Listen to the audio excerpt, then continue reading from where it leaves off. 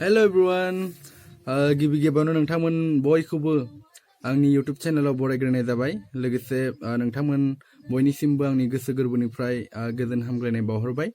दायो बे समावहाय आं नोंथांमोनखौ फंसे बाथ्रा बुंनो थाखाय बे भिडिअखौ बानायनाय जादों। आंहा देग्लाय प्राय दोंथाम दोंब्रैसो बैसागु मेथाइ भिडिअजों लोगोसे फैगासिनो दङ। बेनिनो दोंसे मेथाइ आङो बे मार्च दाननि फैगौ 9-10 मार्चआवहाय शुटिं खालामगोन। लोगोसे हयथ' नोंथांमोना बे मार्च दाननिनो 20 निफ्राय 25 बेबायदि तारिखनि गेजेरावहाय भिडिअखौ मोननो हागोन। जोंहा बे मेथाइखौ लिरदों बिथां आदा कातिन्द्र स्वर्गियारि। लोगोसे मिउजिक खालामदों जोंनि बर'निनो जोबोद सासे मुंदांखा मिउजिक दामगिरि आदा अमर बर'। नोंथांमोन बयबो बिथांनि मुंखौ खोनाखाबाय थायो। लोगोसे मेथाइखौ आङो खनदों।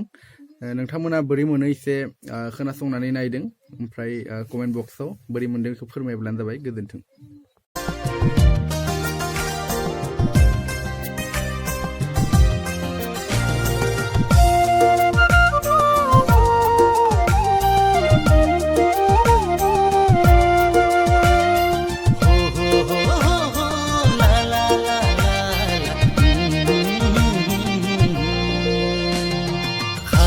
रुम्बांबां महर गोसा नोङो सना मेगन बेसां स्राङै खावलायाव थाव गोनां